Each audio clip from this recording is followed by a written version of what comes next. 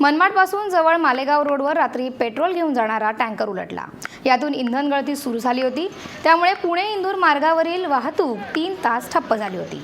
Tanker हटवल्यानंतर वाहतूक सुरू होताच अवघ्या 2 तासानंतर याच मार्गावर माचीसचे बॉक्स घेऊन जाणाऱ्या ट्रकनं पेट घेतला, त्यामुळे पुन्हा या मार्गावरील वाहतुकीचा खोळंबा झाला।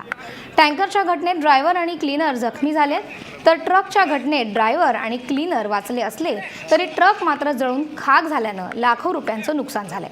मनमाड नगर परिषदेच्या अग्निशमन दलाने आग आटोक्यात आणल्यानंतर सकाळी ठप्प झालेली वाहतूक सुरू झाली।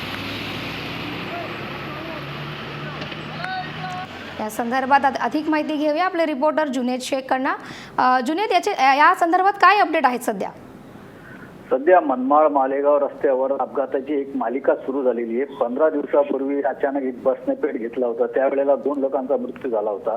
रात्री पानेवाडी प्रकल्पातून पेट्रोल घेऊन जाणारा टँकर अचानक ताबा सुटल्याने ड्रायव्हरचा तो पलटी झाला आणि इंधन गळती सुरू झाली, त्याच्यामुळे 3 तास वाहतूक रोखून धरण्यात आली होती। सुदैवाने अग्निशमन दल तर तातडीने पोहोचल्यानंतर ते पसरलेल्या इंधनावर फवारा पाण्याचा मारा केल्यामुळे आग लागली नाही।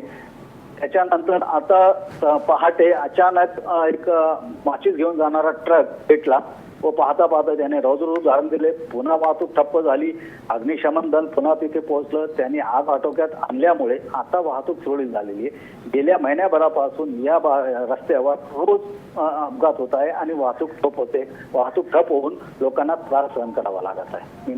धन्यवाद जुनेद, तू दिलेल्या माहितीबद्दल।